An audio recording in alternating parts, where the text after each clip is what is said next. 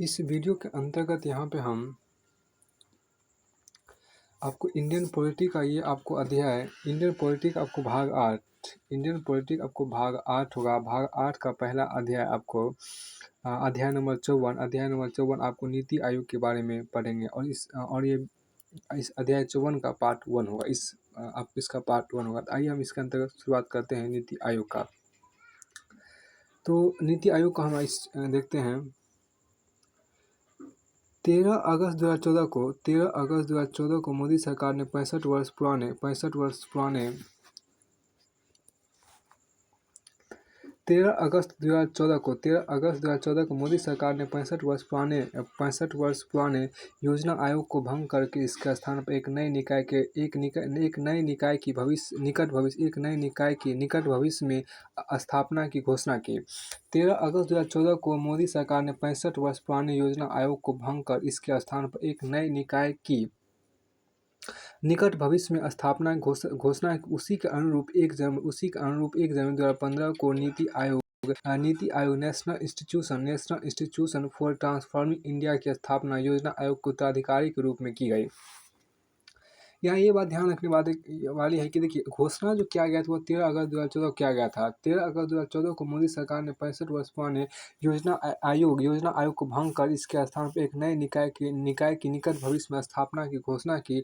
उसी के अनुरूप 1 जनवरी 2015 आपको 1 जनवरी 2015 को नीति आयोग को फुल फॉर्म आपको होता है national ice institution for transforming ice India. NITI Aayog मतलब national institution for transforming India की स्थापना योजना आयोग के उत्तराधिकारी के रूप में की। उल्लेखनीय है कि नीति आयोग योजना आयोग की ही तरह भारत सरकार के एक कार्यकालीय संकल्प केंद्रीय मंत्रिमंडल द्वारा सृजित निकाय है। मतलब कार्यकालीय संकल्प मतलब आपको केंद्रीय मंत्रिमंडल द्वारा सृजित निकाय आपको यहाँ पर है। यहाँ आपको पॉइंट नंबर 1 नीचे आपको लिखा हुआ था। हम यहाँ पर समझते हैं कि पॉइंट नंबर 1 जो आपको है उसका क्या मतलब आपको यहाँ पर है। देखिए, पॉइंट नंबर 1 का मतलब आपको देखिए समझते हैं यहाँ पर मंत्रिमंडल सचिवालय का संकल्प पत्र 511/2/1/2015 इतना में आपको ये प्रकाशित हुआ। देखिए, इतना नहीं, आपको जरूरत नहीं है। दिनांक 1 जनवरी 2015 भारत के राजपत्र में प्रकाशित असाधारण पार्ट 1 सेक्शन 1 दिनांक 7 जनवरी 2015 को ये आपको इसमें नंबर 1 का ये मतलब हुआ। तो हमें उस पॉइंट 1 से कोई मतलब नहीं है।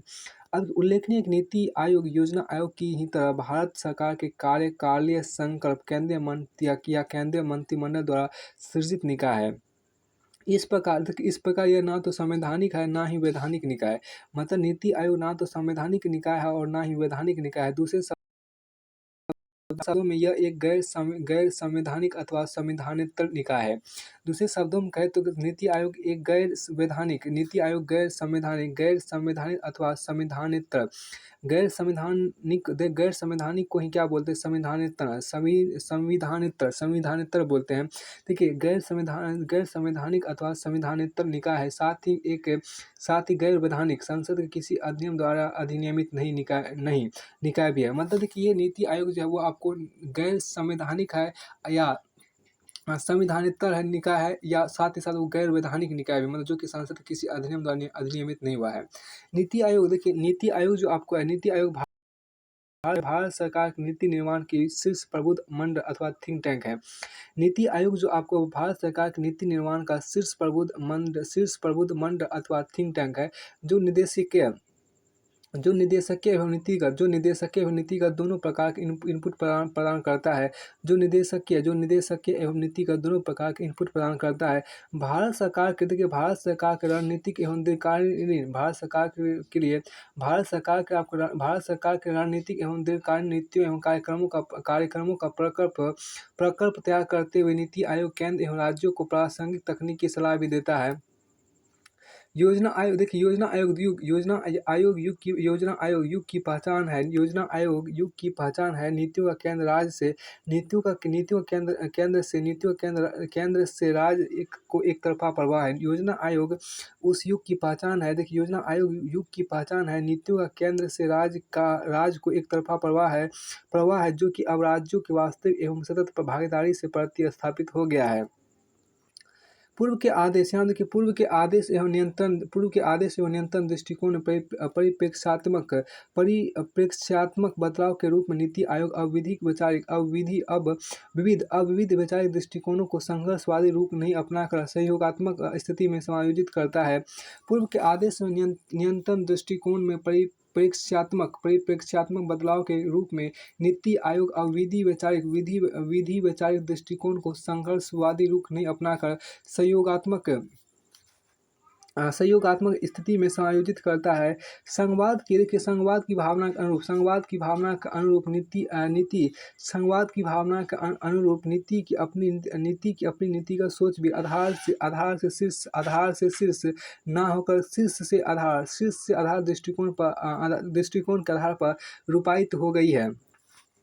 पूर्व के आदेश और नियंत्रण दृष्टिकोण परिप्रेक्ष्यात्मक बदलाव के रूप में नीति आयोग अब विविध वैचारिक दृष्टिकोण को संघर्षवादी रूप नहीं अपनाकर सहयोगात्मक स्थिति में समायोजित करता है।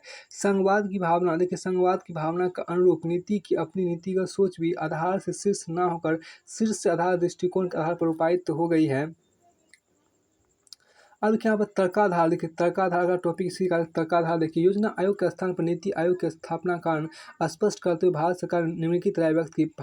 भारत पिछले 6 दशकों के अंदर एक परिप्रेक्ष्यात्मक बदलाव से गुजरा है। भारत पिछले 6 दशकों के अंदर एक परिप्रेक्ष्यात्मक बदलाव से गुजरा है, राजनीतिक, आर्थिक, सामाजिक, प्रौद्योगिकी साथ ही जनसांख्यिकी रूप में। इस बीच राष्ट्रीय विकास में सरकार की भूमिका भी समांतर रूप में विकसित या परिवर्तित होती गई है। बदलते समय के साथ संगति बैठाते हुए भारत सरकार ने पूर्ववर्ती योजना आयोग के स्थान पर नीति आयोग की स्थापना भारत की जनता की आवश्यकताओं एवं आकांक्षाओं की पूर्ति बेहतर ढंग से करने के उद्देश्य की। इसमें देखिए पॉइंट नंबर 2 का यहाँ पर मतलब क्या है कि नीति आयोग को भारत सरकार का दस्तावेज from planning to NITI transforming Indian development agenda दिनांक 8 फरवरी 2015 के अंतर्गत आपको दिया गया है। अब देखिए यहाँ पर नई संस्था विकासात्मक प्रक्रिया के उत्प्रेरक के रूप में कार्य करेगी। सार्वजनिक क्षेत्र या भारत सरकार के सीमित दायरे से बाहर जाकर विकास के प्रति एक समग्र दृष्टि अपनाते हुए एक सामर्थ्यपूर्ण वातावरण को निर्मित एवं पुष्ट करेगी। इसके निर्माण के आधार आपको निम्न होंगे, जिसमें पहला आपको यहाँ पर देखिए राष्ट्र के विकास में राज्य की बराबर के भागीदारी के रूप में सशक्त भूमिका सहकारी संघवाद के सिद्धांत को कार्य रूप में परिणत करेगा। दूसरा, आंतरिक एवं बाह्य संसाधनों के एक ज्ञान केंद्र जो कि सुशासन के सर्वोत्तम प्रचरणों के कोष या भंडार के रूप में तथा एक प्रबुद्ध मंडल या थिंक टैंक के रूप में कार्य करते हुए सरकार के सभी स्तरों पर ज्ञान तथा रणनीतिक विशेषता प्रदान करेगा। आंतरिक एवं बाह्य संसाधनों के एक ज्ञान केंद्र जो कि सुशासन के सर्वोत्तम प्रचरणों के कोष या भंडार के रूप में तथा एक प्रबुद्ध मंडल या थिंक टैंक के रूप में कार्य करते हुए सरकार के सभी स्तरों पर ज्ञान तथा रणनीतिक विशेषज्ञता प्रदान करेगा। तीसरा आपको कार्यान्वयन संभव बनाने वाले एक सहयोगी मंच जो कि प्रगति का अनुश्रवण करके अंतरों को पाटते हुए केंद्र एवं राज्यों को विभिन्न मंत्रालयों के एक साथ लाकर विकासात्मक लक्ष्यों को साझे प्रयत्नों से पूर्ति करेगा। फिर आपको आगे इसमें कहता है कि इसी संदर्भ वित्त मंत्री अरुण जेटली ने कहा था कि 65 वर्ष पुराने योजना आयोग एक निरर्थक संगठन बनकर रह गया था। यह आदेशात्मक आर्थिक व्यवस्था के लिए तो प्रासंगिक था, लेकिन अब नहीं। भारत एक विविधतापूर्ण देश है और इसके अनेक प्रांत अपनी ताकतों एवं कमजोरी के साथ आर्थिक विकास के विभिन्न चरणों में आपको है। इस संदर्भ में सबके लिए समान नीति और आर्थिक नियोजन अब हमारे लिए पुराना पड़ चुका है। यह भारत को आज की वैश्विक अर्थव्यवस्था में प्रतिस्पर्धी नहीं बना सकता। प्रतिस्पर्धी नहीं बना सकता। यहाँ पे देखिए आपको पॉइंट नंबर 4 में आपको है क्या है कि हम सुधार को आगे बढ़ाने के लिए संविधान के प्रत्येक प्रावधान का उपयोग करेंगे। ये आपको ओपन मैगजीन जनवरी 9 जनवरी 2015 को ऐसा कहा गया था। इसमें आपको मैगजीन कहा गया था अरुण जेटली द्वारा कि हम सुधार को आगे बढ़ाने के लिए संविधान के प्रत्येक प्रावधान का उपयोग करेंगे। अब आपको यहाँ देखिए कि संकल्प में कहा गया है कि सबसे महत्वपूर्ण बात शायद यह है कि संस्था को इस सिद्धांत का ध्यान रखना चाहिए कि बाहर से सकारात्मक प्रभावों को अपनाते हुए कोई एक बाहरी मॉडल भारतीय परिदृश्य में प्रत्यारोपित नहीं किया जा सकता। हमें वृद्धि की अपनी रणनीति की खोज करनी है। नई संस्था को शून्य से शुरुआत कर यह तय करना है कि भारत में और भारत के क्या उपयोगी होने वाला, यही विकास के प्रति भारतीय दृष्टिकोण होगा।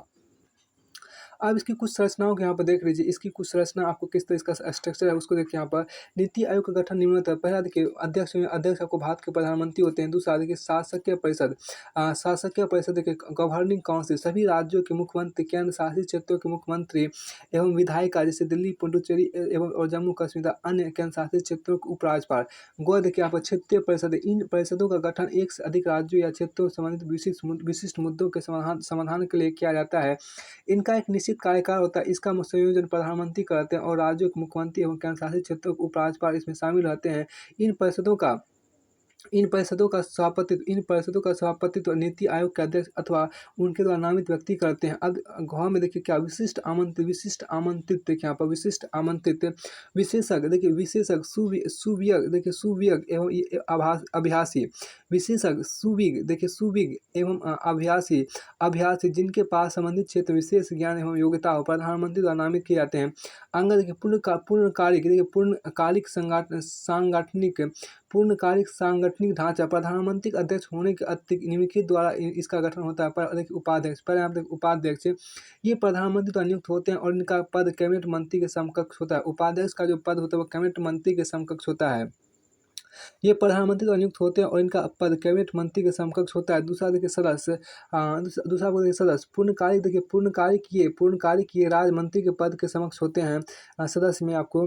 अब आपको यहाँ पर देखिए इसका तीसरा देखिए अंशकालिक सदस्य यहाँ पर देखिए अधिकतम दो जो कि प्रमुख विश्वविद्यालयों, शोध संगठनों तथा अन्य प्रासंगिक संस्थाओं से आते हैं और पदेन सदस्य के रूप में कार्य करते हैं। अंशकालिक सदस्यता चक्रानुक्रमण पर आधारित होगी। अंशकालिक सदस्यता चक्रानुक्रमण पर आधारित होगी। अब देखिए पदेन सदस्य, चौथा देखिए पदेन सदस्य देखिए प्रधानमंत्री द्वारा नामित केंद्रीय मंत्रिपरिषद के अधिकतम 4 सदस्य, प्रधानमंत्री द्वारा नामित केंद्रीय मंत्रिपरिषद के अधिकतम 4 सदस्य। देखिए पांचवा मुख्य कार्यपालक प्राधिकारी एक निश्चित कार्यकाल के लिए प्रधानमंत्री द्वारा नियुक्त, एक निश्चित कार्यकाल के लिए प्रधानमंत्री द्वारा नियुक्त भारत सरकार के सचिव पद के समक्ष इसको बोलते हैं मुख्य कार्यपालक प्राधिकारी। अब छठा देखिए सचिवालय जैसा आवश्यक समझा जाएगा। अब छठा यहाँ पर है सचिवालय जैसा आवश्यक समझा जाएगा।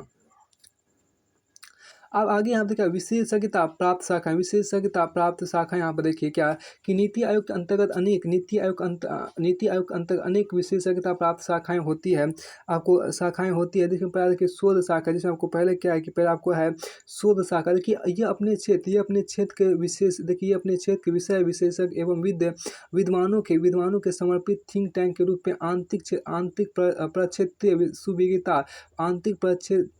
सुविज्ञता का विकास करती है। दूसरा परामर्शदायी शाखा देखिए यहाँ पर यह सुविज्ञता एवं निधियन के विशेषज्ञ पैनल की एक मंडी उपलब्ध कराता है जिसका उपयोग केंद्र एवं राज्य सरकार अपनी जरूरतों के अनुसार कर सकती है।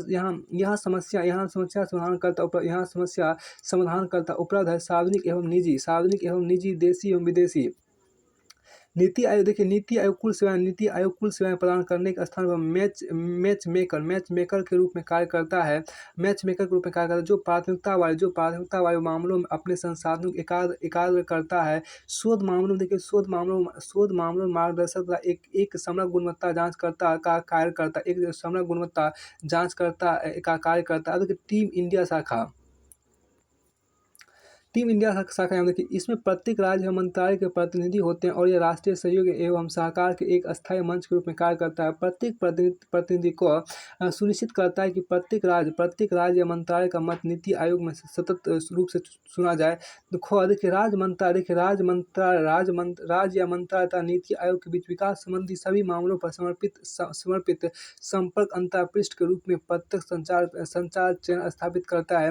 नीति आयोग केंद्र सरकार के मंत्रालयों एवं राज्य सरकारों के नजदीकी सहयोग, परामर्श एवं समन्वय में कार्य करता है। यह केंद्र एवं राज्य सरकारों की अनुशंसाएं करता है, लेकिन निर्णय लेने एवं लागू करने की जिम्मेदारी उन्हीं पर होती है। फिर आपको आगे यहाँ पर कहता है कि उद्देश्य, यहाँ पर देखिए उसका उद्देश्य क्या है। देखिए, नीति आयोग का उद्देश्य निम्नवत है। नीति आयोग का उद्देश्य आपको निम्नवत है। पहला देखिए, राष्ट्रीय उद्देश्यों के आलोक में राज्यों की सक्रिय सहभागिता से राष्ट्रीय विकास प्राथमिकताओं, प्रक्षेत्रों एवं रणनीतियों के प्रति साझा दृष्टिकोण का विकास। दूसरा आपको सहकारी संघवाद स्थापित करने के लिए सतत आधार पर राज्यों के साथ संरचित सहयोग पहलों एवं प्रक्रियाओं को बढ़ावा देना। यह मानते हुए कि मजबूत राज्य ही मजबूत देश का निर्माण कर सकते हैं। तीसरा देखिए, यहाँ पर ग्राम स्तर पर विश्वसनीय योजनाओं के सूत्रण के लिए प्रक्रियाओं का विकास और इन्हें सरकार के उच्चतर स्तरों तक उत्तरोत्तर युक्त करते जाना। फिर आपको आगे यहाँ पर है क्या कि आपको आगे पॉइंट नंबर 4 में आपको है क्या, पॉइंट नंबर 4 में यहाँ पर है कि यह सुनिश्चित करना है कि जो भी क्षेत्र या विषय इसे संदर्भित किए जाते हैं, आर्थिक रणनीति एवं नीति में राष्ट्रीय सुरक्षा हित शामिल रहे। 5वां, हमारे समाज के उन वर्गों का विशेष रूप से ध्यान रखना जो कि आर्थिक प्रगति से पर्याप्त रूप से लाभान्वित नहीं हुए हैं। 6वां, देखिए, रणनीतिक एवं दीर्घकालीन नीति एवं कार्यक्रम रूपरेखा एवं पहलों को डिजाइन करना और उसकी प्रगति और सक्षमता का अनुश्रवण करना। अनुश्रवण एवं फीडबैक से मिले सबकों के आधार पर नवाचारी सुधारों के लिए तत्पर होना, जिसमें मिड कोर्स करेक्शन भी शामिल होगा। अब 7वां यहाँ पे देखिए क्या है। देखिए, 7वां, प्रमुख हितधारकों एवं राष्ट्रीय एवं अंतर्राष्ट्रीय समान सोच वाले थिंक टैंक साथ ही शैक्षणिक एवं नीतिगत शोध संस्थानों के बीच साझेदारी को प्रोत्साहित करना एवं आवश्यक सलाह देना। 8वां, देखिए, राष्ट्रीय एवं अंतर्राष्ट्रीय स्तर के विशेषज्ञों, अभ्यासियों एवं अन्य साझेदारों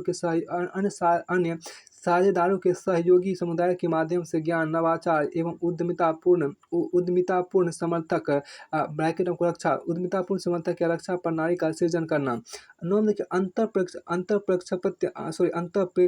प्रेक्षेपीय एवं अंतर विभागीय मुद्दों के समाधान के लिए एक मंच प्रदान करना ताकि विकास एजेंडा को लागू करने की गति तीव्र की जा सके।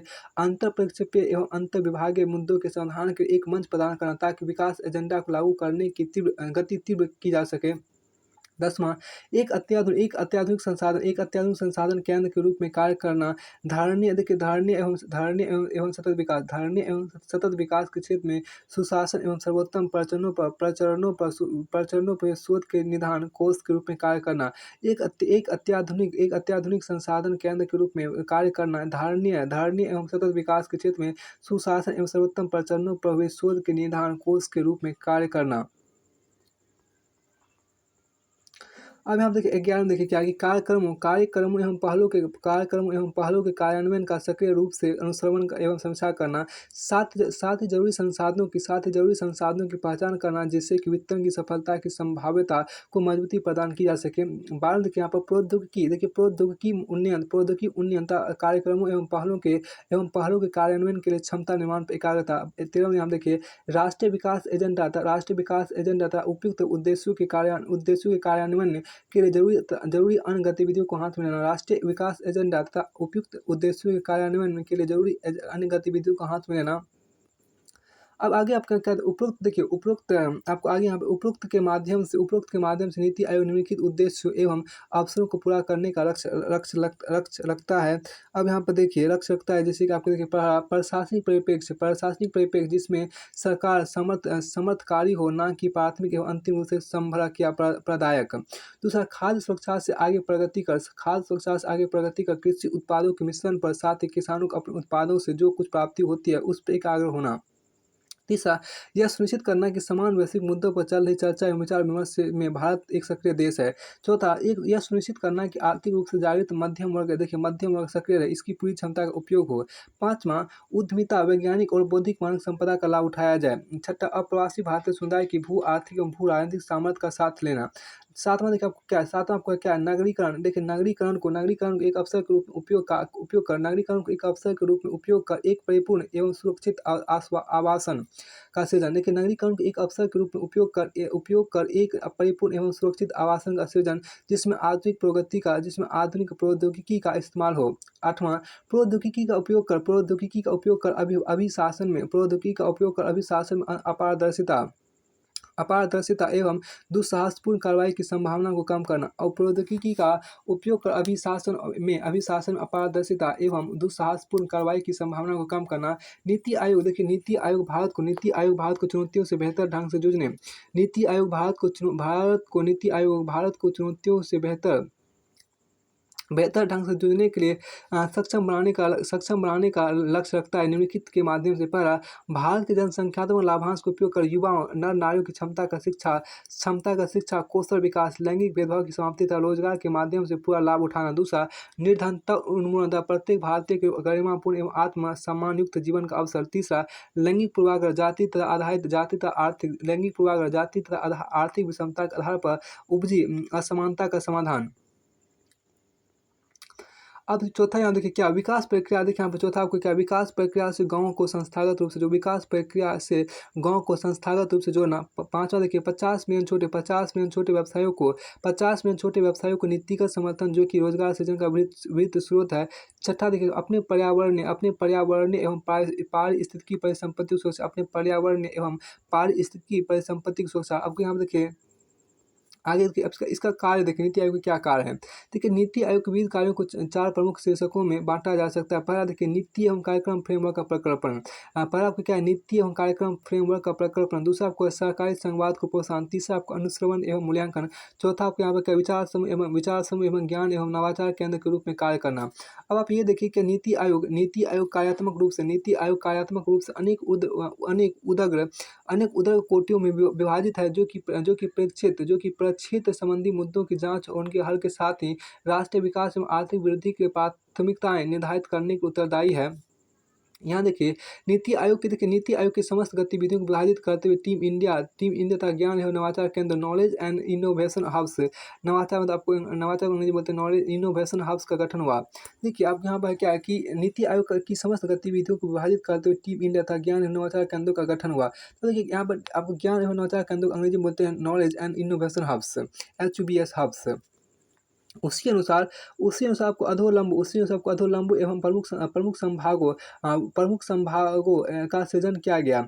अब उसी अनुसार आपको अधोलंब एवं प्रमुख संभागों का सृजन किया गया। देखिए आपको अधोलंब एवं प्रमुख संभागों अंग्रेजी में बोलते हैं verticals, VERTICALS, verticals and core division, CORE, core division, DIVISION, core division. अब ये दोनों केंद्र मतलब हब्स नीति आयोग के कुशल कामकाज के मूल है। टीम इंडिया हब सरकारी संवाद को बढ़ावा देने तथा नीति एवं कार्यक्रम फ्रेमवर्क के प्रकल्पना अंग्रेजी में तो designing policy and programme framework के लिए अधिदेशित है। यह नीति आयोग को राज्यों के साथ कार्य करने का आवश्यक समन्वय करता है। दूसरी ओर ज्ञान एवं नवाचार के नॉलेज एंड इनोवेशन हब स्वनिर्मित संसाधन केंद्र का विकास एवं रखरखाव सुनिश्चित करता है। यह सुशासन एवं सर्वोत्तम प्रचरणों संबंधी शोधों के भंडार गृह के रूप में कार्य करता हुआ हितधारकों तक इनका वितरण भी सुनिश्चित करता है। साथ ही यह प्रमुख क्षेत्रों में भागीदारी को भी प्रोत्साहित करता है। नीति आयोग ऐसे वैचारिक नीतिगत हस्तक्षेपों पर विशेष रूप से एकाग्र होता है। जिससे सभी केंद्रीय मंत्रालयों, विकास भागीदारों, प्रक्षेत्र विशेषज्ञों एवं पेशेवरों के बीच एक सायुज्यता को बढ़ावा मिलता है। अभिशासन के प्रति इसी दृष्टिकोण का नीति आयोग के उद्देश्यों को प्राप्त करने में उपयोग किया जाता है। नीति आयोग विभिन्न अधोलम, अधोलम अंग्रेजी में बोलते हैं वर्टिकल्स। नीति आयोग के विभिन्न अधोलम, अधोलम इसे अपने अधिदेश को आगे बढ़ाने में अपेक्षित समन्वय एवं सहयोग फ्रेमवर्क प्रदान करता है। ये अधोलम आपको निम्नलिखित है। अधोलम अंग्रेजी में बोलते हैं वर्टिकल्स।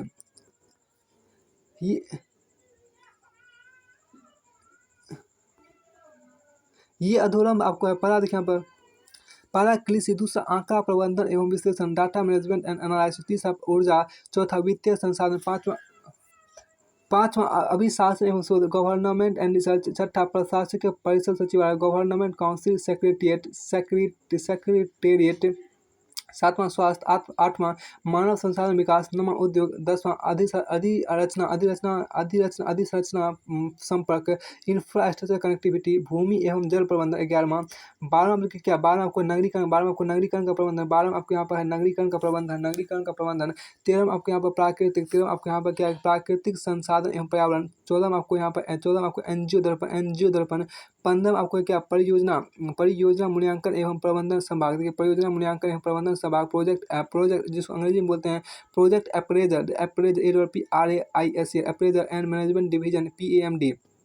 16वां आपको सार्वजनिक निजी भागीदारी। 17वां आपको ग्रामीण विकास। 18वें विज्ञान एवं प्रौद्योगिकी। 19वें कौशल विकास एवं रोजगार। 20वें सामाजिक न्याय एवं अधिकारिता। 21वें राज्य समन्वय एवं विकेंद्रित नियोजन। 22वें आपको धारणीय विकास लक्ष्य। 23वें आपको यहाँ पर स्वैच्छिक कार्य कोषांग जिसको अंग्रेजी में बोलते हैं voluntary action call, VOLUNTER, voluntary action call. आपको 24वें आपको महिला एवं बाल विकास आपको यहाँ पर है।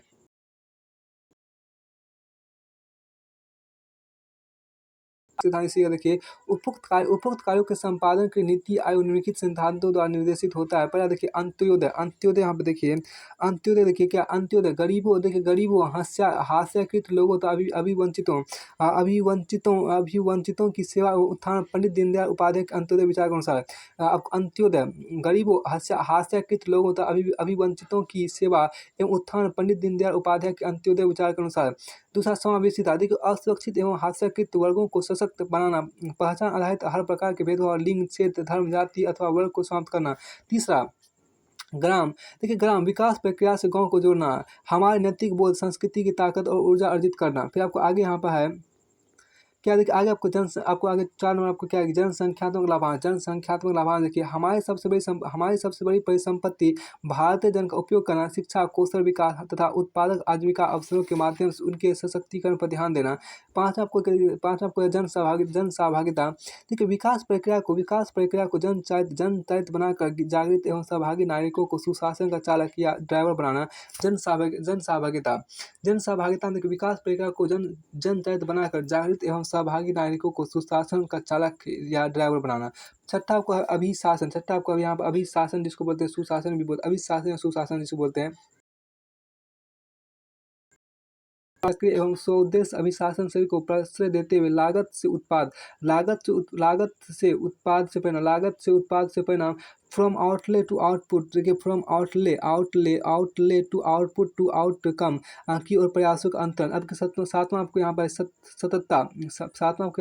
सततता, पर्यावरण के प्रति सम्मान की प्राचीन। देखिए पर्यावरण के प्रति सम्मान की प्राचीन परंपरा के अनुरूप अपने नियोजन एवं विकास प्रक्रिया में धारणीयता को केंद्र में रखना।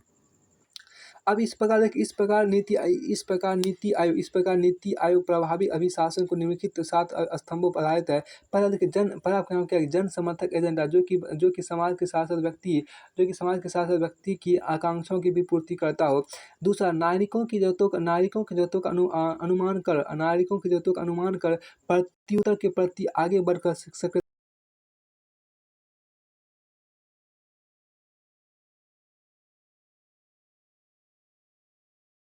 तीसरा आपको यहाँ पर क्या है कि नागरिकों की संलग्नता के माध्यम से सहभागी होना। चौथा यहाँ देखिए चौथा क्या है कि सभी पक्षों में महिला सशक्तिकरण। पांचवा आपको क्या है सभी समूहों की समावेशिता, अनुसूचित जाति, अनुसूचित जनजाति, अन्य पिछड़ा वर्ग एवं अल्पसंख्यकों पर विशेष ध्यान। छठा आपके यहाँ पर क्या है युवाओं के अवसर की समानता। सातवां आपके यहाँ पर है कि प्रौद्योगिकी के माध्यम से पारदर्शिता स्थापित कर सरकार को दृष्टव्य एवं उत्तरदायी अथवा अनुक्रियात्मक बनाना। प्रौद्योगिकी के माध्यम से पारदर्शिता समाप्त कर प्रौद्योगिकी के माध्यम से पारदर्शिता स्थापित कर सरकार को दृष्टव्य एवं उत्तरदायी अथवा अनुक्रियात्मक बनाना। प्रौद्योगिकी के माध्यम से पारदर्शिता स्थापित कर सरकार को दृष्टव्य एवं उत्तरदायी अथवा अनुक्रियात्मक बनाना। फिर आपको आगे यहाँ पर कहता है कि आपको आगे यहाँ पर दृष्टव्य, आपको यहाँ पर देखिए कि आपको सहकारी संघवाद नागरिक संलग्नता को प्रोत्साहन, अवसरों तक को समर्थपूर्ण पहुँच, सहभागी एवं अनुकूली अभिशासनता, तकनीक के अधिकाधिक उपयोग के प्रति अपनी प्रतिबद्धता के माध्यम से नीति आयोग विकास प्रक्रिया में महत्वपूर्ण निर्देशकीय एवं रणनीतिक इनपुट का समावेश करना चाहता है। इसके अलावा विकास संबंधी नए विचार के इनक्यूबेटर उष्मायित्र के रूप में बने रहना नीति आयोग का प्रमुख लक्ष्य है। अब देखिए आप आगे देखिए इसका टॉपिक की सहकारी संघवाद, देखिए सहकारी संघवाद यहाँ देखिए नीति आयोग का स्थापना वास्तव में सहकारी संघवाद के महत्वपूर्ण लक्ष्य को हासिल करने के लिए की गई है। सुशासन पर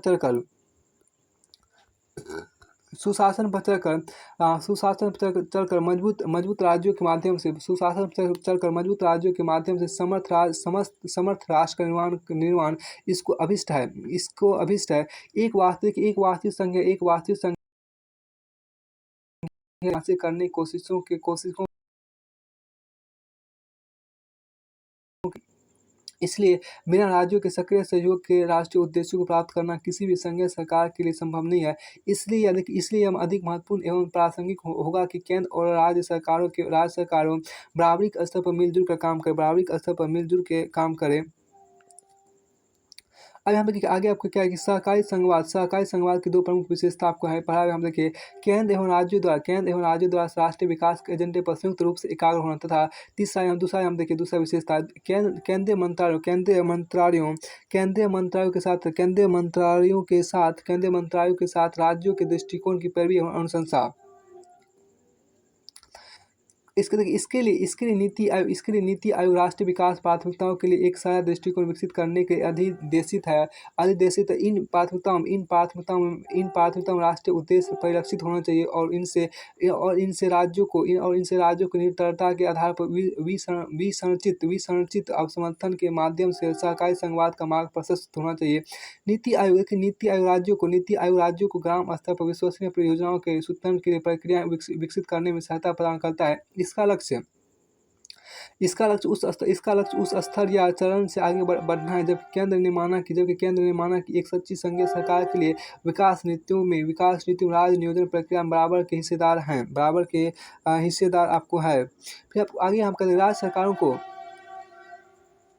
राज्य सरकार को जोड़ने की सरकार की नीति आयोग की अंतक्रिया के तरीके में प्रकट होती है। अपने अधिदेश के अनुरूप नीति आयोग ने यह सुनिश्चित करने के लिए महत्वपूर्ण पहले की हैं। नीति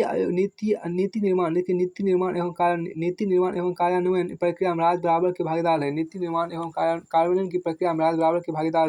नीति आयोग की प्रशासी परिषद जिसको बोलते हैं गवर्निंग काउंसिल की बैठकों में प्रधानमंत्री ने नीति आयोग के महत्व को एक ऐसे मंच के रूप में रेखांकित किया है जो सहकारी संघवाद के केंद्र और राज्यों के बीच प्रभावी सहयोग की जरूरत पर बल देते हुए विकास लक्ष्यों की दिशा में आगे बढ़ने और दोहरे अंकों की समावेशी वृद्धि के प्रति संकल्पित एवं कटिबद्ध है। नीति आयोग का यह अस्थायी और सतत उपक्रम है कि राष्ट्रीय प्राथमिकताओं प्रक्षेत्रों तथा रणनीतियों का राज्यों के साथ मिलकर एक साझा दृष्टिकोण विकसित किया जाए। इस प्रक्रिया में राज्य न केवल बराबरी के भागीदार एवं हितधारक रहेंगे बल्कि नियोजित प्रक्रिया में भी वे शामिल रहेंगे। इसे ध्यान में रखकर नीति आयोग के उपाध्यक्ष सभी राज्यों का दौरा करने के प्रतिबद्ध है ताकि अंत प्रेक्षित इंटर तथा अंत विभागीय समस्याओं को सुलझाने के लिए उन्हें एक मंच दिया जा सके और विकास के एजेंडे को सफलतापूर्वक लागू किया जा सके। फिर आपको आगे यहाँ पर देखिए नीति आयोग ने अधिरचना के विकास के आदर्श प्रतिरूप मॉडल स्थापित किए हैं और कार्यक्रम भी बनाए हैं जिनमें सार्वजनिक निजी भागीदारों को नए सिरे से प्रोत्साहित और स्थापित किया जा सके। कुछ उदाहरण आपके यहाँ देखिए केंद्र राज्य भागीदारी मॉडल राज्यों को विकास समर्थित सेवाएं central state partnership model development support service to state DSSS 3 वैसे हैं तथा मानव पूंजी रूपांतरण मानव पूंजी के रूपांतरण के धारणीय कार्य sustainable action for transforming human capital SATH 7 कार्यक्रम जिसका उद्देश्य राज्यों को सामाजिक क्षेत्र संकेतकों में सुधार के लिए तकनीकी सहयोग प्रदान करना है। अब इसके अतिरिक्त क्षेत्रीय असमानता दूर करने के उद्देश्य से नीति आयोग ने विशेष रूप से ध्यान दिए जाने योग्य क्षेत्रों के लिए विशेष कदम उठाए, जैसे कि उत्तर पूर्वी द्वीप राज्य तथा हिमालय के पहाड़ी राज्य, इन सब के लिए विशेष फोरम बनाए गए हैं ताकि उनके विकास की विशिष्ट बाधाओं को चिन्हित किया जा सके और उनके प्राकृतिक संसाधनों की सुरक्षा करते हुए धारणीय विकास सुनिश्चित करने के लिए नीतियां बनाई जा सके। ऊपर की चर्चा से हम संक्षेप में नीति आयोग की कार्यप्रणाली में सहकारी संघवाद के प्रकटीकरण को इस प्रकार परिलक्षित कर सकते हैं। पहले यहाँ देखिए प्रशासी परिषद की बैठकें। पहला आपके यहाँ पर क्या है कि पहला आपके यहाँ पर प्रशासी परिषद की बैठक है, मीटिंग ऑफ गवर्निंग काउंसिल। दूसरा विभिन्न विषयों पर मुख्यमंत्रियों के उपसमूह। तीसरा देखिए विशिष्ट विषयों पर टास्क फोर्स। चौथा यहाँ देखिए उत्तर पूर्व के नीति फोरम फॉर नॉर्थ ईस्ट। पांचवा हिमालय क्षेत्र में धारणीय विकास। छठा राज्यों को विकास समर्थित सेवाएं। सातवां मानव पूंजी के रूपांतरण के धारणीय कार्य। अब देखिए यहाँ पर आलोचना यहाँ देखिए क्या है कि देखिए योजना आयोग को भंग करके इसके स्थान नीति आयोग गठन की केंद्र सरकार के निर्णय की आलोचना करते हुए विपक्ष ने कहा कि यह कदम मात्र एक शगुफा है। विपक्षी दोनों आशंका व्यक्त की कि नई निकाय से भेदभाव की प्रवृत्ति बढ़ेगी क्योंकि कॉर्पोरेट जगत का नीति निर्माण में दखल बढ़ेगा। सीपीआईएम नेता सीताराम येचुरी ने नीति आयोग की स्थापना को अनीति और दुर्नीति कहा। श्री येचुरी ने कहा केवल संज्ञा बदलने तथा शोबाजी से कोई उद्देश्य नहीं सधेगा। देखना है सरकार इस संस्था को लेकर क्या योजना है। आपको ऐसा है, आपको सीताराम येचुरी ने कहा जो कि आपको अब देखिए अगर सरकार वर्ष 2015 के पहले दिन लोगों को इस शगुफे का तोहफा नहीं देना चाहती है तब तो अधिक कुछ कहने को नहीं है। यदि नॉर्थ ब्लॉक या वित्त मंत्रालय या का राजकोष तथा मौद्रिक उद्देश्यों को लेकर सीमित दृष्टिकोण है और यह केंद्र और राज्यों के बीच अंतिम मध्यस्थ रहने वाला है, तब मुझे डर है इस प्रक्रिया का एक हितधारक होने के नाते राज्यों के साथ भेदभाव जरूर होगा। कांग्रेस नेता मनीष तिवारी ने कहा ऐसा बात कहा। अब देखिए आखिरकार योजना आयोग क्या काम कर रहा था। यह योजनाएं बनाता था, इसलिए केवल योजना आयोग का नाम बदलकर नीति आयोग कर केंद्र यहाँ देखिए आखिरकार योजना आयोग क्या काम कर रहा था। यह योजनाएं बनाता था, इसलिए केवल योजना का नाम बदलकर नीति आयोग करके केंद्र सरकार क्या संदेश देना चाहती है, श्री तिवारी ने कहा। ये जोड़ते हुए कि कांग्रेस का योजना आयोग को पुनर्गठित करने का विरोध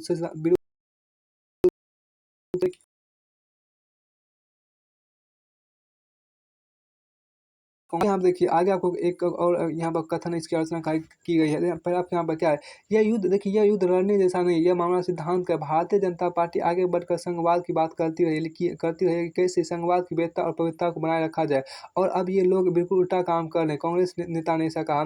वरिष्ठ सीपीआई नेता गुरुदास गुप्ता ने कहा योजना आयोग को भंग करके एक नई संस्था खड़ी करने से अर्थव्यवस्था अनियमितता की ओर जाएगी। यह केवल नाम बदलना भर नहीं है। योजना आयोग इसलिए भंग किया जा रहा है कि उनका नियोजन में ही विश्वास नहीं है। उन्होंने कहा गुरुदास गुप्ता ने कहा। सरकार आगे यहाँ पर देखिए क्या कि सरकार एक पूर्ण बाजार आधारित अर्थव्यवस्था चाहती है। सरकार एक पूर्ण बाजार आधारित अर्थव्यवस्था चाहती है जो कि पूरी तरह अनियमित होगी। श्री दास गुप्ता ने कहा। देखिए उन्होंने यह भी कहा कि श्री दास गुप्ता ने यह भी कहा कि यही सरकार की नीति बन जाती है कि देश को आगे नहीं बढ़ाया जाए, मुद्रास्फीति पर नियंत्रण नहीं पाया जाए और रोजगार के अवसर सृजित न किए जाए, तो यह देश के हित में नहीं होगा। अब आपको आगे यहाँ पर है क्या कि योजना आयोग का नाम बदलकर नीति आयोग कर देने पर कोई आपत्ति नहीं, अगर इसके साथ वास्तविक सुधार भी आए, अन्यथा यह पूर्व के नामकरण समारोह की ही तरह सतही होगा। कांग्रेस प्रवक्ता अभिषेक मनु सिंघवी ने कहा कि कांग्रेस योजना आयोग में रचनात्मक सुधार का समर्थन करती लेकिन पहचान और मूल संरचना को बदलने का प्रयास हो रहा है, और उसका कारण है नेहरूवाद का विरोध और कांग्रेस का विरोध। देखिए सीपीआईएम सेंट्रल कमेटी के सदस्य मोहम्मद सलीम के अनुसार योजना आयोग का नाम बदलने से कोई सार्थक उद्देश्य पूर्ति नहीं होगी। उन्होंने आरोप लगाया कि भाजपा ने योजना आयोग को भंग करने का निर्णय नियोजन प्रक्रिया को शिथिल करने के लिए किया है। उन्होंने कहा कि इसके साथ सरकार को राष्ट्रीय विकास परिषद को और सक्षम बनाने का काम करना चाहिए था। फिर आपको आगे यहाँ पर देखिए आपको संलग्न कार्य यहाँ पे आपको आगे क्या है आपको है कि संलग्न कार्यालय देखिए संलग्न कार्यालय देखिए यहाँ पर इसका संलग्न कार्यालय नीति आयोग के 2 कार्यालय देखिए नीति आयोग से 2 कार्यालय जुड़े हुए नीति आयोग से 2 कार्यालय जुड़े हुए। पहला देखिए राष्ट्रीय श्रम अर्थशास्त्र शोध एवं विकास संस्थान, राष्ट्रीय श्रम अर्थशास्त्र शोध एवं विकास संस्थान, national institute of labour economics research and development. यह संस्थान पर देखिए यह संस्थान पर institute of employed man power research IAMR के नाम से जाना जाता था। यह नीति देखिए यह नीति आयोग से संलग्न एक केंद्रीय स्वशासित संगठन है। इसके प्राथमिक उद्देश्य है शोध आंकड़ा संग्रह, मानव पूंजी नियोजन के सभी पक्षों में शिक्षण एवं प्रशिक्षण, मानव संसाधन विकास तथा अनुश्रवण एवं मूल्यांकन। अब यहाँ देखिए इंस्टीट्यूट ऑफ देखिए आपका institute of employed man power research IAMR की स्थापना सोसाइटी रजिस्ट्रेशन एक्ट 1860 के अंतर्गत 1962 में हुई थी।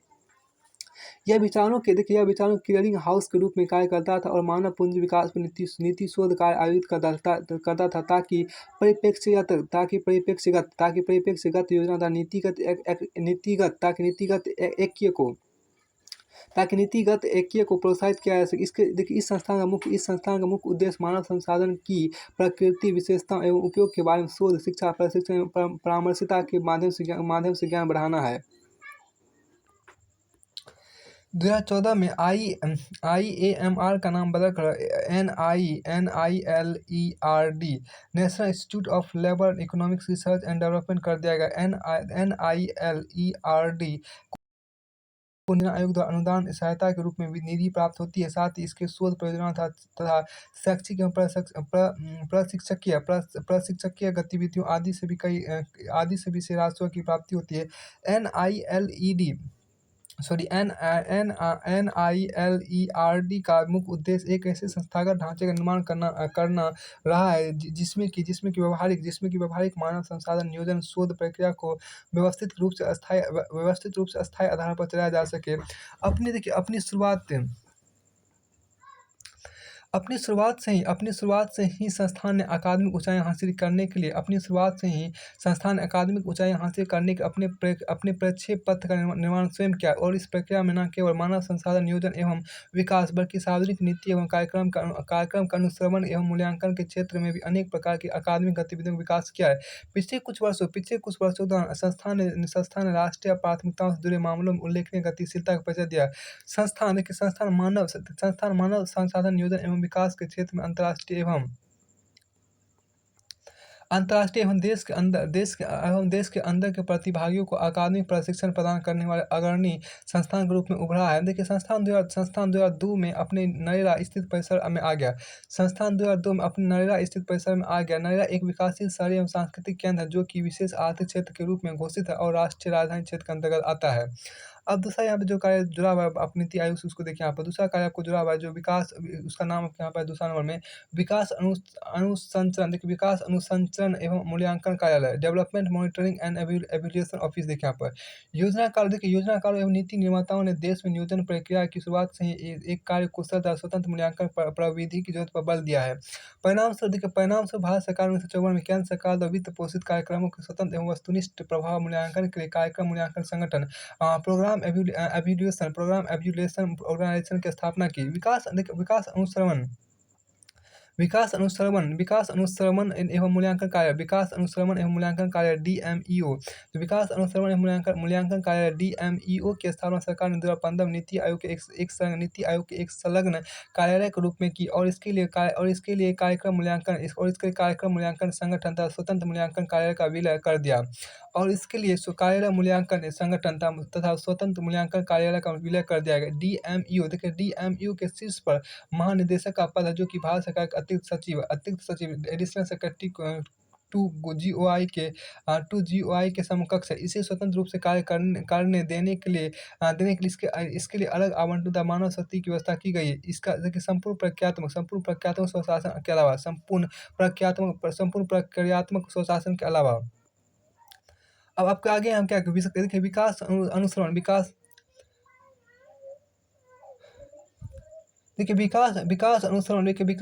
एवं मूल्यांकन संगठन यानी कि डीएमईओ को भारत सरकार के कार्यक्रमों एवं पहलों के कार्यान्वयन का सक्रिय अनुश्रवण एवं मूल्यांकन के अधिदेशित किया जा गया है। इसमें देखिए इसमें उन संसाधनों की चिन्हित करना शामिल है जिनसे वित्तन या सुपुर्दगी की सफलता तथा परिधि विस्तार की संभाव्यता को मजबूती दी जा सके।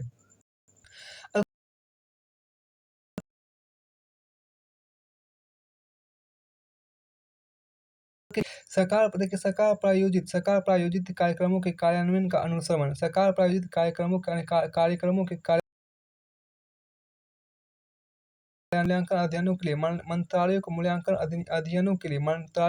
अध्ययनों के लिए विचारत विषयों TORS के प्रकल्पन में सहायता देना। तो तीसरा एसडीओ की प्रगति और कार्यान्वयन का अनुश्रवण। चौथा सहकारी संवाद की भावना को प्रोत्साहित करना। पांचवा सरकारी कार्यक्रम एवं मूल्यांकन संचालित करना। फिर आपको आगे यहाँ पर आपको है क्या नीति आयोग। देखिए नीति आयोग के स्तर पर कार्यक्रम मूल्यांकन का कार्य उपाध्यक्ष के मार्गदर्शन तथा देखरेख में क्या रहता है। नीति आयोग के स्तर पर कार्यक्रम मूल्यांकन का कार्य उपाध्यक्ष के मार्गदर्शन तथा देखरेख में क्या रहता है। इसके अतिरिक्त महानिदेशक डीएमईओ के अधीन 4 उप महानिदेशक SAG स्तर के अतिरिक्त संयुक्त सचिव प्रशासन वित्त पद स्थापित किए गए हैं। ये सभी पदाधिकारी प्रशासनिक एवं रसद आदि से संबंधित मामलों में सहयोग करते हैं। डीएमईओ का मुख्यालय नीति आयोग दिल्ली में ही स्थापित है। डीएमईओ का मुख्यालय नीति आयोग दिल्ली में ही स्थित है। डीएमईओ के अंतर्गत 15 क्षेत्र विकास अनुश्रवण एवं मूल्यांकन संगठन RDMEO स्मॉल एस कार्यरत थे। प्रत्येक RDMEO एक निदेशक स्तर के अधिकारी के अधीन कार्य करता था। RDMEO क्षेत्रीय सर्वेक्षण तथा आंकड़े सूचना संग्रहण का कार्य मूल्यांकन अध्ययनों के लिए करता था। इनकी राज्य एवं संघ शासित क्षेत्रों के साथ लगातार संपर्क एवं अंतःक्रिया के कारण सहकारी संघवाद की भावना को प्रोत्साहित करने में भी महत्वपूर्ण भूमिका थी। हालांकि प्रक्रियात्मक आवश्यकता में बदलाव के कारण 2017 में इन्हें बंद कर दिया गया और सभी कर्मचारी डीएमईओ मुख्यालय दिल्ली स्थानांतरित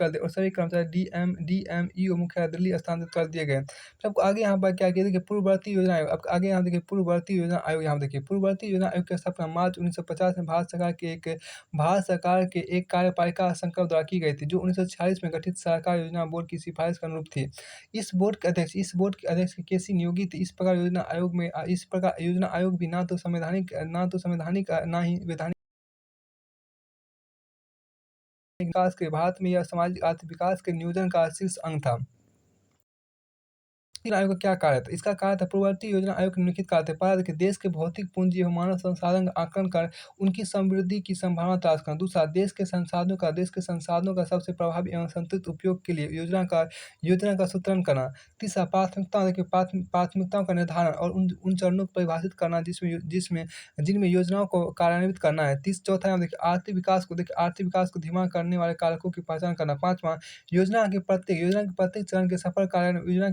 चरण के सफल कार्यान्वयन के लिए जरूरी मशीनरी की प्रकृति का निर्धारण।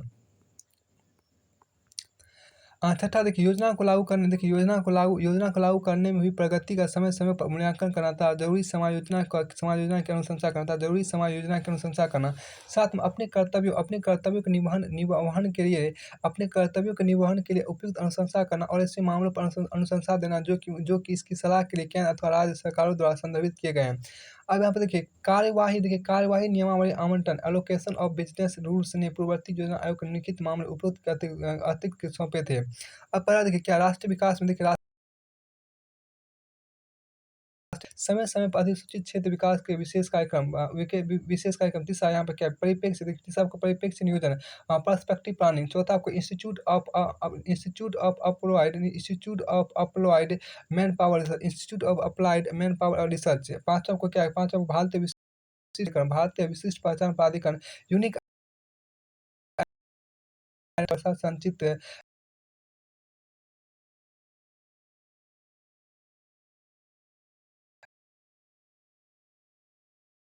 से संबंधित सभी मामलों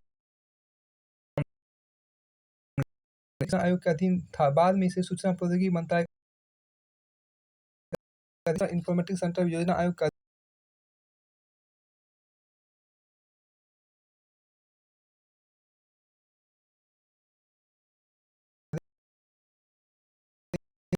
कोई कार्यपालिका दायित्व नहीं था।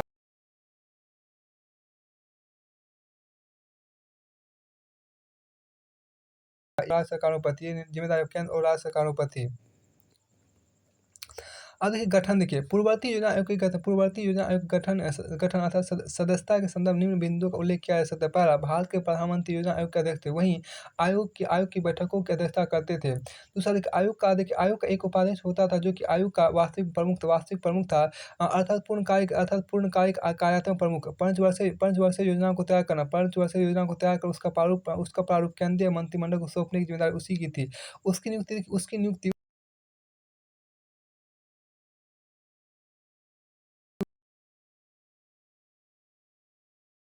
दूसरा कि वह मंत्रिमंडल का सदस्य नहीं था, वह मंत्री थे।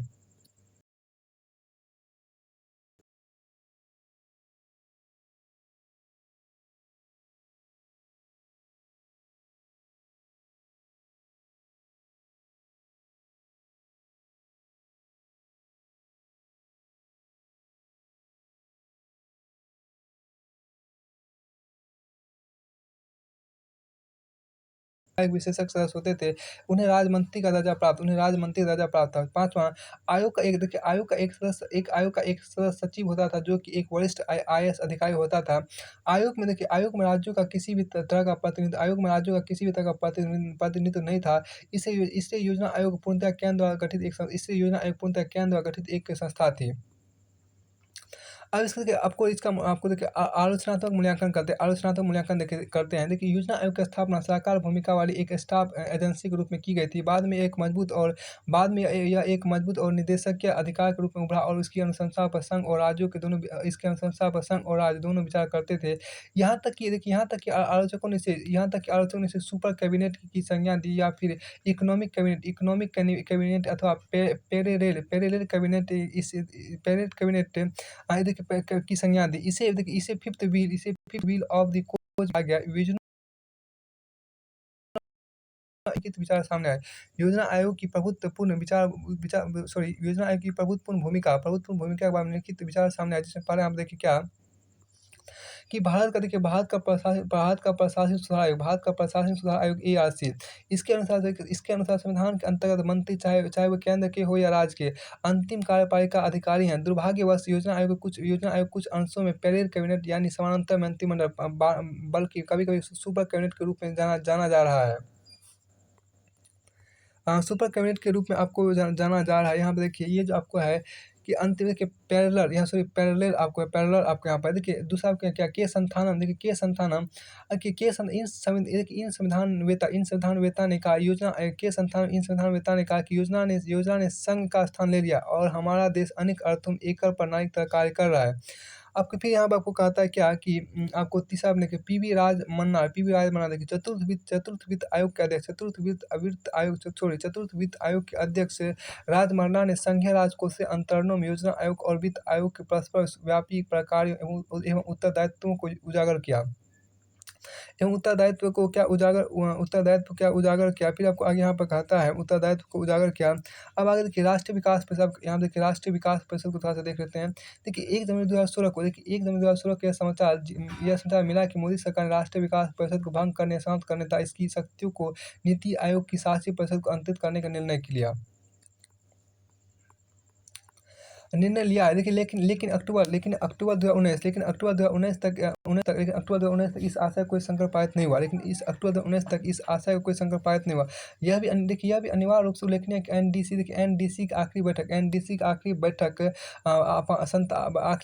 मतलब 57वीं बैठक आपको 57वीं बैठक 27 दिसंबर 2012 को 12वीं योजना 2012-17 को स्वीकृत करने के लिए हुई थी। एनडीसी की स्थापना अगस्त 1954 में भारत सरकार की एक कार्यपालिका संघ द्वारा की गई गई थी। एनडीसी की स्थापना अगस्त 1954 में भारत सरकार की एक कार्यपालिका संख्या द्वारा की गई थी, जिसकी अनुशंसा प्रथम पंचवर्षीय योजना ड्राफ्ट और आउटलाइन में की गई थी। पूर्ववर्ती योजना आयोग की तरह ना तो यह आपको संवैधानिक निकाय है और ना ही वैधानिक निकाय है। फिर आपको आगे यहाँ पर देखिए गठन, अब इसका गठन देखिए यहाँ पर एनडीसी का गठन देखिए, एनडीसी का गठन निम्नलिखित से होता है। एनडीसी का गठन निम्नलिखित से होता है। पहला देखिए, भारत के प्रधानमंत्री इसके अध्यक्ष या प्रमुख होते हैं। दूसरा, समस्त संघीय कैबिनेट मंत्री 1967 से सभी राज्यों के मुख्यमंत्री चौथा यहाँ देखिए, सभी संघीय क्षेत्रों के मुख्यमंत्री और प्रशासक। पांचवा देखिए, योजना आयोग या नीति आयोग का सदस्य। अब देखिए, योजना आयोग या नीति आयोग का सचिव ही एनडीसी के सचिव के रूप में कार्य करते हैं। योजना आयोग ये नीति आयोग, इसलिए बोलते हैं नीति आयोग का सचिव ही एनडीसी के सचिव के रूप में कार्य करते हैं। इसे प्रशासनिक एवं अन्य सहायता योजना इसे प्रशासनिक एवं अन्य सहायता योजना आयोग या नीति आयोग इसका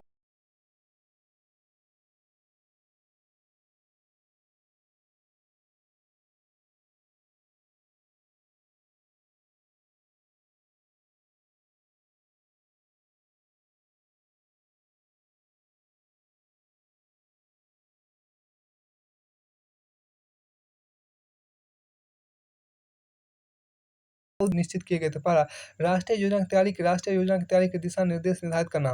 राष्ट्रीय योजना की तैयारी के लिए दिशा निर्देश निर्धारित करना। आपके फिर यहाँ पर देखिए कि दूसरा देखिए, योजना आयोग दूसरा कि क्या योजना आयोग द्वारा तैयार राष्ट्रीय योजना पर विचार करना। योजना आयोग द्वारा तैयार राष्ट्रीय योजना पर विचार करना। योजना आयोग द्वारा तैयार राष्ट्रीय योजना पर विचार करना। तीसरा, योजना को कार्यान्वित करने के जरूरी संसाधनों का आकलन करना और इसकी समृद्धि के उपाय सुझाना। चौथा, राष्ट्रीय विकास को प्रभावित करने वाले सामाजिक एवं आर्थिक नीतियों से संबंधित महत्वपूर्ण प्रश्नों पर विचार करना। पाँचवाँ, राष्ट्रीय योजना देखिए, राष्ट्रीय योजना कामकाज की समय-समय पर समीक्षा करना। राष्ट्रीय योजना की कामकाज की समय-समय पर समीक्षा करना। छठा, राष्ट्रीय योजना में निश्चित किए गए लक्ष्यों की प्राप्ति के उपायों की अनुशंसा करना। राष्ट्रीय योजना में निश्चित किए गए लक्ष्यों की प्राप्ति के उपायों की अनुशंसा करना। अब हम देखिए क्या कि प्रारूप पंचवर्षीय योजना आयोग अब नीति आयोग के द्वारा सर्वप्रथम केंद्रीय मंत्रिमंडल को भेजा जाता है। प्रारूप पंचवर्षीय योजना आयोग अब नीति आयोग द्वारा सर्वप्रथम केंद्रीय मंत्रिमंडल को भेजा जाता है। इसकी स्वीकृति के पश्चात इसे एनडीसी के समक्ष प्रस्तुत किया जाता है। इसकी स्वीकृति के लिए इसके प्रारूप योजना मान लिया जाता है और जाता है। इस संसद के नीचे एनडीसी उच्चतम निकाय है। नीतिगत मामलों को लेकर जिनमें सामाजिक आर्थिक विकास के लिए योजनाएं बनाई जाती है। हालांकि इसे योजना आयोग के एक सलाहकार अंग के रूप में माना गया है और इसकी अनुशंसाएं बाध्यकारी नहीं होती है। यह केंद्र एवं राज्य सरकारों को अपनी अनुशंसाएं भेजता है और प्रति वर्ष कम से कम इसकी 2 बैठक का अनिवार्य है। अब देखिए इसका देखिए आलोचनात्मक मूल्यांकन देखिए यहाँ पर आलोचनात्मक मूल्यांकन विस्तार इसका देखिए एनडीसी का सर्वप्रमुख कार्य केंद्र देखिए सरकार। एनडीसी का सर्वप्रमुख कार्य केंद्र सरकार, राज्य सरकार एवं योजना आयोग के बीच एक सेतु एवं कड़ी के रूप में कार्य करना है, विशेषकर नियोजन के क्षेत्र में, जिससे कि योजना संबंधी नीतियों एवं कार्यक्रमों में समन्वय स्थापित किया जा सके। इस कार्य में कुल मिलाकर सफल रहा है। देखिए, इसके अलावा यह राष्ट्रीय महत्व के मुद्दों पर केंद्र राज्य विचार विमर्श के एक मंच के रूप में भी कार्य करता रहा है। साथ ही एक उपकरण के रूप में भी प्रयुक्त होता है। हालांकि दो विपरीत विचार इसके कार्यक्रम को लेकर व्यक्त किए गए। एक और तो इसे सुपर कैबिनेट के रूप में वर्णित किया गया है। इसकी देखिए किया गया है। इसकी व्यापक और शक्तिशाली संरचना के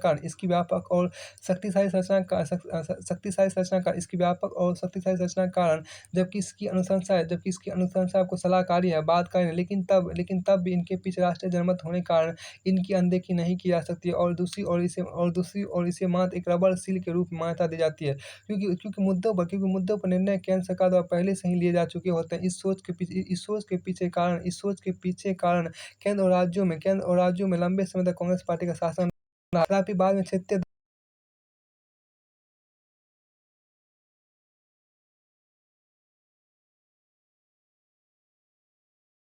फिर आपको इसके बाद आपको चलते हैं, आपको अगला अध्याय आपको है, अगला अध्याय आपका अध्याय नंबर 55 जो आपको है वो आपको राष्ट्रीय मानवाधिकार आयोग है।